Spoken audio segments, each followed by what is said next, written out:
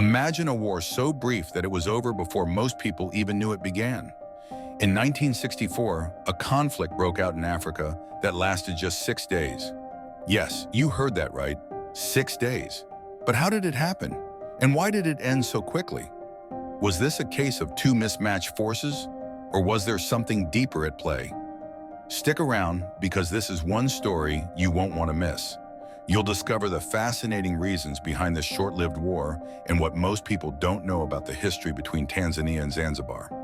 The shortest war in African history took place between Tanzania and Zanzibar in January of 1964. But to understand how this all unfolded, we need to dive a bit deeper into the background of these two places. Zanzibar, an island off the coast of East Africa, was a melting pot of cultures and had long been a major hub for trade, especially in spices and slaves. It was under British control for years before finally gaining its independence in 1963. However, that independence was short-lived. Not long after, in January 1964, a revolution broke out on the island. A group of revolutionaries led by African insurgents took control of the island, overthrowing the Arab-dominated government. This revolution was swift, bloody, and chaotic. The new government of Zanzibar wanted to ensure that their island would remain independent, but their plans quickly hit a roadblock. Mainland Tanzania, known as Tanganyika at the time, saw things differently. Tanganyika had just united with Zanzibar to form the United Republic of Tanzania in April of 1964. But political tensions between the two were simmering even before that. While the union was supposed to bring strength and stability, many on the island of Zanzibar were concerned they were losing their autonomy under Tanganyika's larger influence. This led to an almost inevitable clash. In January 1964, those tensions boiled over. The government of Tanganyika sent troops to Zanzibar to put an end to the revolution and ensure the island remained under their control.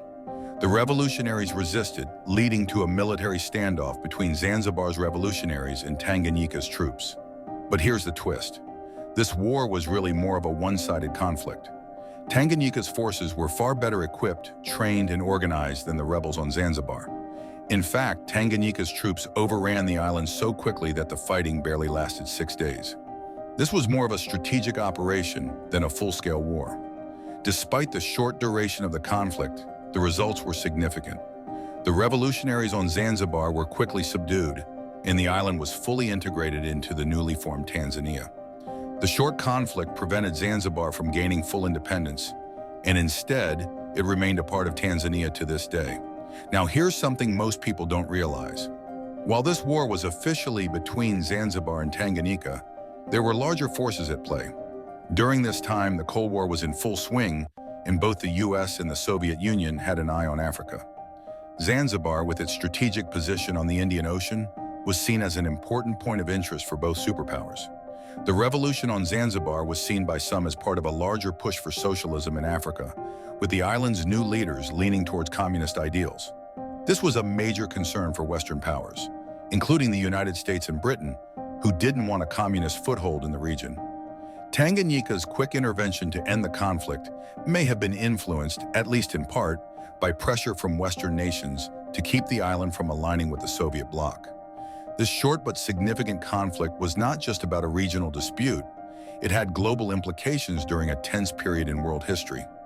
After the Six-Day War, Zanzibar was absorbed into Tanzania, but the tensions between the island and the mainland never fully went away. Even today, Zanzibar enjoys a semi-autonomous status, with its own government and president, but it remains a part of Tanzania. The Six-Day War may not have lasted long, but its impact is still felt in Tanzania's political landscape today. It also serves as a reminder that even the shortest conflicts can have lasting consequences. So there you have it, the shortest war in African history, a war that lasted just 6 days, but reshaped the future of an entire nation. If you found this story as fascinating as I did, make sure to hit that subscribe button and stay tuned for more mind-blowing historical facts. And tell me in the comments, do you think Zanzibar would have fared better if the revolution had succeeded?